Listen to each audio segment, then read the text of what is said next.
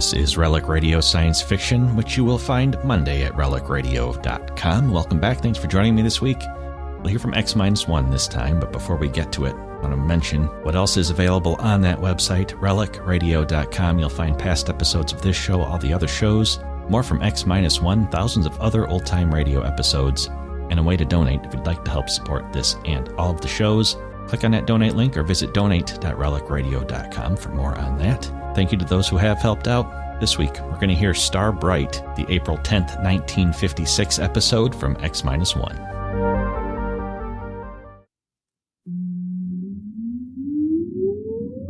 Countdown for blast off. X-5, 4, 3, 2, X-1, fire.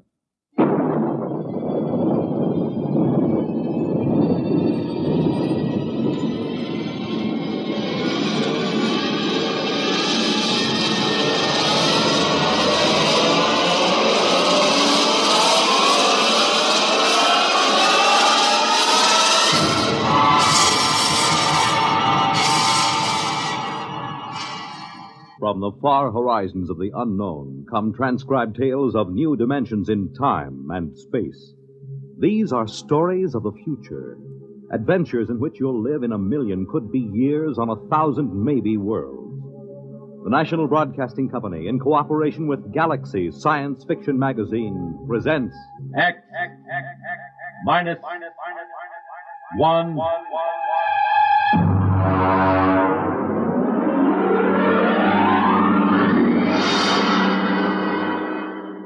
Tonight, the Mark Clifton story, Star Bright.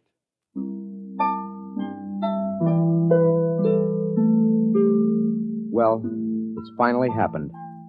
I've known it would for a long time now. That's why I'm writing this, in the hope that you'll understand and not think me mad. Whatever the outcome, I hope you will not judge me too harshly for what I've done or failed to do. Mr. Holmes. Mr. Holmes. Come in. Oh, hello, Chief. I just wanted to let you know, sir, that we're doing everything we can to find the children. Yes, I'm sure you are. We've got 300 men out combing the woods for them. The Army base has volunteered another 100 men, and we've sent an all-points bulletin to every police unit in the country. Fine. I just wanted to check and make certain our description is accurate. Your little girl, Star, was wearing a blue dress and white sandals. Is that right? That's right. And she is how old? 6 years old. And the little Howell boy, how old was he? 7, I believe, yes. 7. Uh-huh, thank you. Well, I'll be in touch with you. Oh, that's very good of you, Chief. Oh, by the way, yes. Mr. and Mrs. Howell, how are they taking it? Well, they're pretty upset, naturally. Mr. Howell, he's out with the men searching. Yes, I know. And Mrs. Howell's in the car outside. Ruth is outside? Why didn't she come in? Well, she said she'd rather not. Oh, I see. Do you, please? Well, Mrs. Howell, I thought... I decided to come in. I'm not going to sit on my feelings any longer. Now, Mrs. No, Howell... I have to say this. Pete, Bill and I have been your neighbors for almost a year now. Our children have been almost inseparable. I know that. Then how can you just sit here writing letters when they may be lost somewhere or in trouble? Why aren't you out with Bill and the rest of them searching? I can't. Ruth, I know how you feel. Please try to understand. I intend to help find Bobby and Star, but I must do this first. Why? What's so important about it? Ruth, I'm sorry. Sorry? Then why don't you act like a man? You're inhuman. Please. I don't ever want to see you or speak to you again. Ever. Perhaps you won't. What was that, Mr. Holmes? Nothing. Chief, if you don't mind, I'd like to be alone for a moment. Okay, Mr. Holmes. I'll keep in touch.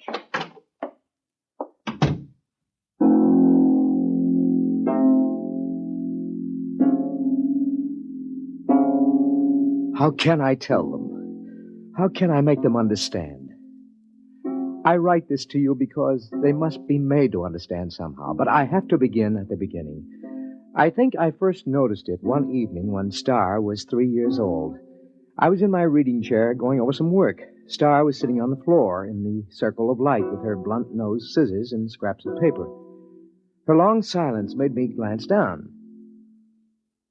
And then we glue this together, put a line here and there. Star? Like that. Star? What is it, Daddy? Can I see what you've made? Uh-huh. Well. It's quite a coincidence. What? You know what they call a piece of paper joined together with a half twist like this? Nope. It's called a Mobius strip. You mean somebody already made one? A man named Mobius, mathematician, long time ago. Did he know you can put a line on it like that so it has one side all joined? Yes, he did. Someday I'll tell you what it means. Now do it. What? Tell me about a Mobius strip. Very complicated. Then read me about it. Oh, you wouldn't understand, honey. Read me anyway.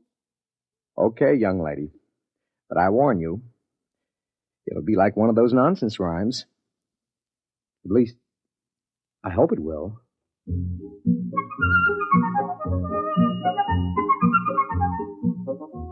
At 3 years, a child shouldn't have enough functioning intelligence to put together a Mobius strip. I had known for some time now that Star was an exceptionally bright child. Just how bright, I had no idea. Not until I began to read to her from an advanced physics book, The Theory of the Mobius Strip. To the power of infinity. Now then, are you sufficiently mixed up, young lady? Daddy, you know what? What? You read too slow. You say a word, then I think a long time, then you say another word. Oh, I see. Just, what would you have me do about it? Well, teach me to read. Then I can think as quick as I want. The word is quickly. It's an adverb. Oh, Daddy, really? You pick on such unimportant things. I want to learn to read. Okay. When would you like to begin? Right now, tonight.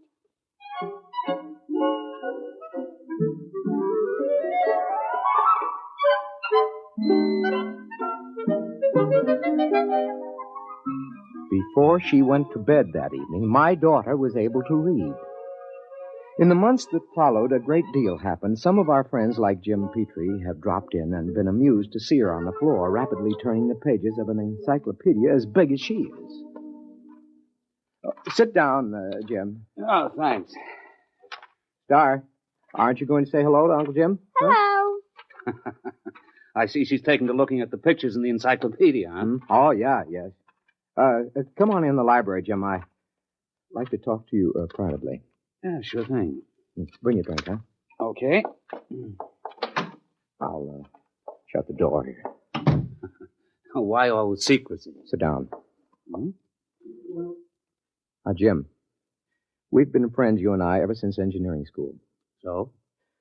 Neither of us have ever mentioned it, but one of the reasons we were drawn together is because both of us have IQ somewhere up in the genius ratings.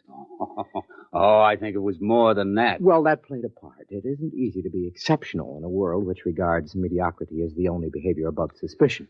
Well, we all have to live with our afflictions.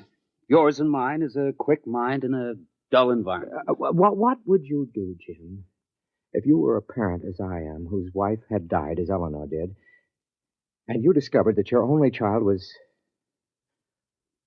well, afflicted with a fantastically brilliant mind? Star? Oh, come on, Pete. Any little girl who's content just to look at the pictures in the encyclopedia. Jim. I mean, after Jim. all. What? She wasn't looking at the pictures. Huh? She was reading the pages. What? But she was turning them as fast as humanly possible. She was reading them. What? I know. I've tested her. She not only remembers everything, she understands the concepts. She even gets impatient with them. Well, have you measured them? Well, I've given her IQ tests, aptitude tests, reaction tables, all the paraphernalia for measuring something we know nothing about. And? Tests don't work. How do you mean? Well, either the tables are screwy or Star's beyond all measurement. Pete, are you sure you're not projecting this? I mean, isn't it possible that a few accidental... Daddy, Yes, honey. I got lonely. Okay, come on in. Uncle Jim, would you read me a story? Why don't you read your own story? Because I'm only 3, and 3-year-olds can't read. And so she had found the answer to her affliction by herself. Conformity. She had already learned to conceal her intelligence. So many of us break our hearts before we learn that. When Star was 4 years old, according to state law, her mind had developed enough so she could attend nursery school. Hi, honey. Did you, like nursery school? Oh, yes, it was fun. What'd you learn today? Not much. I tried to cut out paper dolls, but the scissors kept slipping. Now, look, Star, don't overdo it. That's as bad as being too quick. The idea is that everybody has to be just about standard average. That's the only thing people will tolerate. It's expected that a little girl of 4 should know how to cut out paper dolls properly. Oh. I guess that's the hard part, isn't it, Daddy? To know how much you ought to know. Yeah. That's the part I always found hard when I was young. It's really all right. I let one little girl show me how to cut them out, so now she likes me. She just took charge of me and told the other kids they should like me too. So they did because she's the leader, even if she is one of the stupids. What? The stupids. That's the trouble with you, Daddy. You don't grasp things right away. That's because you're only a tween. Between? I assume that means an in-between? That's right. You're in between a stupid and a bright. And you're a bright. Yes. I made those names up when I was very little. How little? Oh, about 6 months old.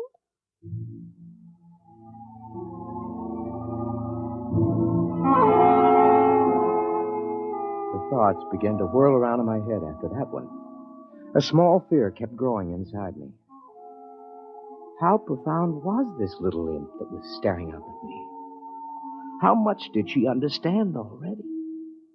Even as the thought formed, I learned the final horrifying fact about my little girl. It's all right, Daddy. Don't be afraid of me. Well, how did you know that I was thinking anything like that? Well, I just figured it out. Star, Yes, Daddy? now I want you to answer me honestly when I ask you this next question, will you? Yes. Star, can you read people's minds? Are you a telepath? Well, Yes, Daddy. you read my mind just now, didn't you? Yes. Now, I'd like to know something else. All right. Can you teach me to do it? You're already learning it, Daddy.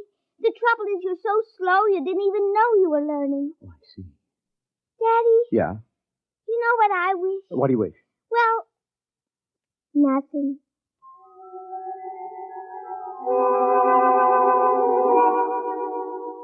All the same, I knew exactly what she was wishing. She was wishing for a companion whose mind would match her own. You see, I was becoming telepathic. Just a minute. Well, hello. Is your little girl home? Yeah, she's upstairs. Who are you? I'm Robert. Robert who? Robert Howell. My mother and father moved next door yesterday. Oh, well, come in, Robert.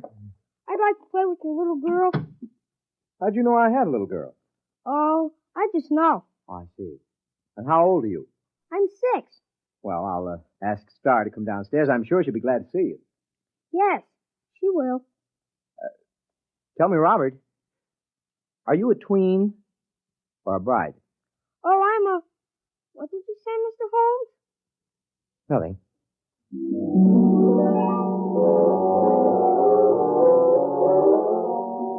I didn't have to say it. I could read his thought. He was a bride, and it was no accident that he and his parents had moved next door. Somehow, Star had managed to make contact with him, and they had arranged the whole thing. A father is prepared to lose his daughter eventually, but not so soon, not so terribly soon. They're coming. Oh, hello, Ruth. Something wrong? Well, I was just looking for Bobby. I thought he was over here playing with Star. Well, I thought they were over at your place. I don't understand it. I've noticed that they've been disappearing for a couple of hours almost every afternoon. Well, I suppose they'll turn up again. They know better than to cross the street by themselves. They're too little for that. If they come here first, tell them to come over and have some milk and cookies. Yeah, I'll do that. Oh, by the way, this must belong to your Star. Oh, what's that? Oh, some sort of coin or medal or something. I found it out in the backyard after Star and Bobby were playing. It looks brand new. Let's have a look. Oh, is something wrong? Did you say you found this in your backyard? Yes. What is it? I don't know. Well, I've got to get back. Bill will be getting home for dinner soon, so see you later. Yes.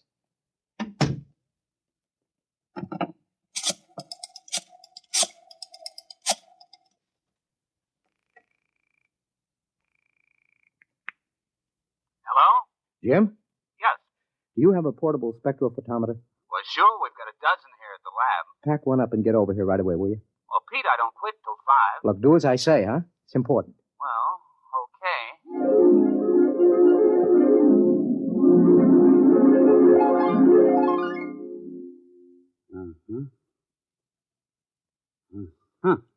Well, let me check the amount of radioactivity again. You've checked it 4 times. That's about it. Okay. What's your opinion of this coin? Well, first of all, let me say this. It's the real McCoy. And? Also, it doesn't exist. Makes sense. Look, Pete, that coin is pre-Egyptian. It's hand-cast. It's made out of one of the oldest bronze alloys, one that was lost 4,000 years ago. So it's 4,000 years old. It is and it isn't. What do you mean? Listen, Pete, old coins show wear. The edges get rounded with handling. The surface oxidizes. The molecular structure changes, crystallizes. Pete, this coin is authentic, and yet it's brand new. It might have been struck off yesterday. You realize, of course, that that's impossible. Where'd you get it, Pete? I don't know. I think the kid's got it. Star? Yes. How? I don't know. I'm almost afraid to think. Well, why not ask her? She isn't around. She and Robert are off playing somewhere. Well, do you know where? No, Oh, Jim, it's just too fantastic. It isn't possible. I haven't said a word. I know what you're thinking. As a matter of fact, I was thinking something fantastic. How did you guess? I just guessed. Jim, let's find those kids right now. Okay. Star! Robert! Let's try the playroom. Star? Robert? Not in here. Let's try back here. I hear something. What? Pete, it's coming from the room we were just in. That's impossible. There's no place they could have hidden. I'm going to open that door. Peekaboo, Uncle Jim. There they were, in the middle of the playroom, holding hands, a little shamefaced, a little defiant. Star, Robert, where have you been? Now, I know you weren't in this room a few seconds ago, and there are no windows you could get through. Well? It's nothing, Daddy. We just went a little ways. That is not answering me. Where did you go? You see, Star, we've found this coin. Come on. I shouldn't have to tell. You're both just tweens. Star, I'm still your daddy. Even brights have feelings about their parents. Now. I tried to ESP you, Daddy. Does she mean extrasensory perception? Yes. You just don't ESP good, Daddy. Robert does it very nicely. He can always find me when I hide.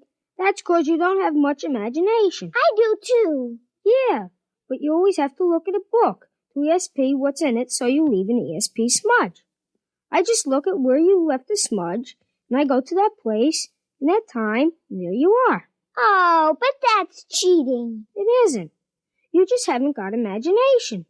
You can't teleport yourself to a place that hasn't been. I can, too. What about the moon people? They haven't been yet. Oh, Star, they have too. Not for your daddy they haven't, but for the things from Arcturus. The moon people were about 10 million light years ago. Now, wait a minute, kids. Hold on. Jim, have you been listening to this? I think I heard it. Now, look, kids. You're either playing a big joke on us older folks, or you've actually figured out a way to travel to places in the past. Right? And in the future, too, Daddy. Star, could you tell us how you do it? It would be easier if I could ESP it to you. Well, just pretend we're stupids and tell us in words. Well, you remember the Mobius strip? I remember. She made it about a year ago, Jim. Well, you join the ends of a strip of paper with a half twist to make one surface.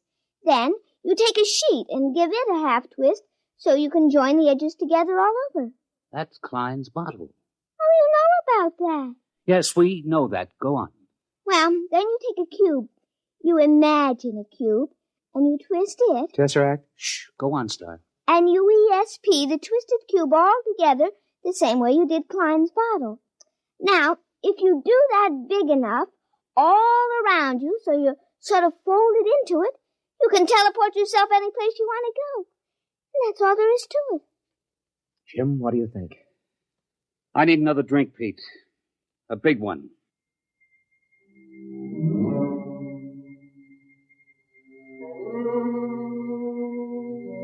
That's all there was to it.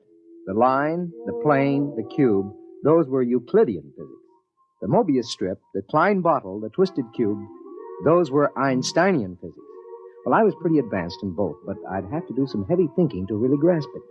Meanwhile, the two little kids stood there staring at us. Star, Robert, can you tell us some of the places you've been? All over, Uncle Jim. The Romans and the Egyptians and places like that. Is that how you got the coin? I found it. It wasn't stealing, was it, Daddy? I just found it in the dirt. We'll skip that for a minute. What about going to the future? There isn't any future, Mr. Holmes. What's that? It's kind of hard to explain. Even Star doesn't get it. Oh. But when she gets to be 6, like I am, she'll probably understand. Well, try to explain it to me. Well, it's all connected, just like the Mobius strip. If you go far enough, you'll get back to where it starts again.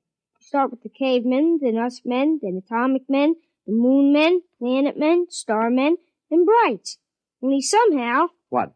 The brights got off the strip. We haven't been able to find them any place in time. I'd sure like to know how they got off and where they are. Now, look, kids, this kind of thing can be dangerous. You might be eaten by a dinosaur or something. Oh, we just ESP ourselves right out of there. Well, anyway, I don't want you leaving this part of the time strip. Not again. Daddy. Now, I may be just a tween, but I'm your father. I always mind you, Daddy. Yeah? What about going off the block? But, Daddy, we didn't cross a single street. Nevertheless... Pete, think of what you're doing. Pictures, specimens, recordings, not only from the past, but from the future. Pete, I beg you. Jim, this is my daughter. But what a contribution. We could be ages ahead of ourselves. No. Star. Robert, I'd like your promise you won't leave present time again. Well? Okay. Okay. All right. Now run along. Robert's mother has some cookies and milk for you. Okay. See you later, Daddy. See you there. Back with the moon man. Jim, I'm sorry. Well, I suppose if I had a daughter... Are you going to report this? And have everybody give me the horse laugh? I may be just a tween, Pete, but I'm not an utter fool. It took me almost 6 months to do it. I don't know how many times I visualized a cube and ESP'd it a half twist and tried to seal the edges around me. And then once there was a flash, just for an instant. I was concentrating on Caesar's triumphant march into Rome. And for the briefest instant, there it was. I was standing on a roadway watching, and then it vanished. Hey. Hi, Daddy. What are you two characters plotting? Nothing, Daddy. Well, I'm going to my study for a while. Star? Yes, Daddy?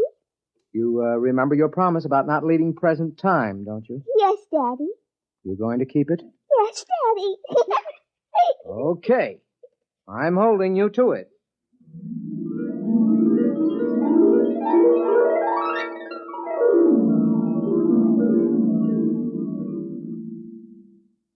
Hello? Hello, Pete, this is Ruth Howell. Yeah? Are the kids there? No? When did you see them last? What time is it? Oh, about 10 this morning, 6 or 7 hours ago. Why? Oh, Pete, I'm worried. What's up? Well, they were upstairs in Bobby's room. I was in the living room. Now, I could swear they didn't come downstairs, and yet, when I went up there, they were gone.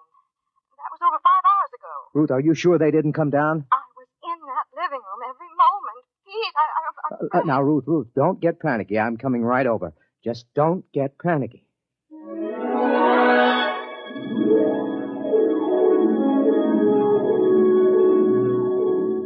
There wasn't a trace of them. Well, that isn't exactly true. Remember what Robert had said about Star leaving an ESP smudge? Well, I was able to catch it in Robert's room. It had something to do with where the Brights went when they got off the time strip. That's it, of course. They wouldn't disobey by leaving present time. But isn't it possible that there is more than one present time? Isn't it possible that another now coexists with ours? That's the clue, of course. I'm going to call the police, Pete. I don't think it'll do any good. But we've got to find them. They'd have come back by now. Yes, if they could. What do you mean? Nothing. Well, what are you going to do? I'm going back to my study to think. To think? Aren't you going to look for them? I have to figure out where to look. Well, I'm not going to sit around doing nothing. I'm calling the police.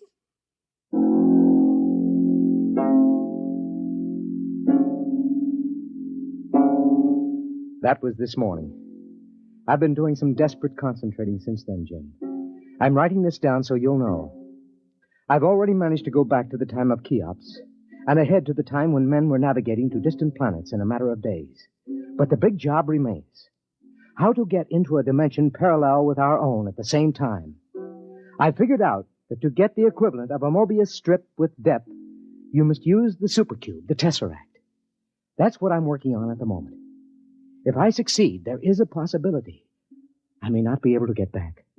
I hope you will be able to make Bill and Ruth Howell understand. Okay, now if I take 6 cubes and fold them in one another so that every angle is a right angle. Yes, all right, I've got that. And now if in folding, I ESP the tesseract, a half twist around myself. Mr. Holmes? Mr. Holmes, are you in there? Mr. Holmes? We'll have to break in. It's locked from the inside. Mr. Holmes! Pete! Pete, where are you? Pete! That's funny. The door was locked from the inside, but here's his fountain pen with the ink still wet. But he's gone.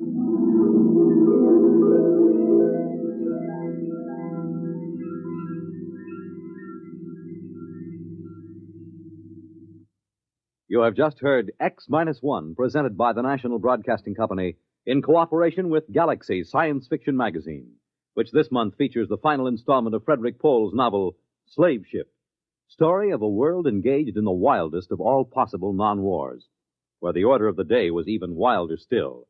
Spare every animal and throw the men to the wolves. Galaxy magazine, on your newsstand today. Tonight, by transcription, X-1 has brought you Star Bright, a story from the pages of Galaxy written by Mark Clifton and adapted for radio by George Lefferts. Featured in the cast were Sarah Fussell, Lawson Zerbe, Bill Quinn, Billy Harris, Ralph Bell, and Kate Wilkinson. Your announcer, Fred Collins.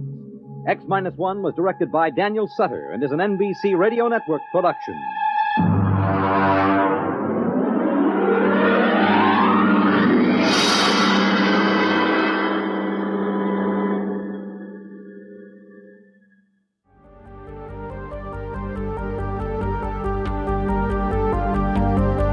That's the story for this week. I hope you enjoyed it. X-1 aired from April of 1955 to January of 1958. 127 episodes produced for NBC Radio. You can find more at relicradio.com, as I mentioned before. Don't forget to donate if you'd like to help support this and all of the shows. Thanks for joining me this week. I'll be back next Monday with a story from Theater 5 on our next episode of Relic Radio Science Fiction.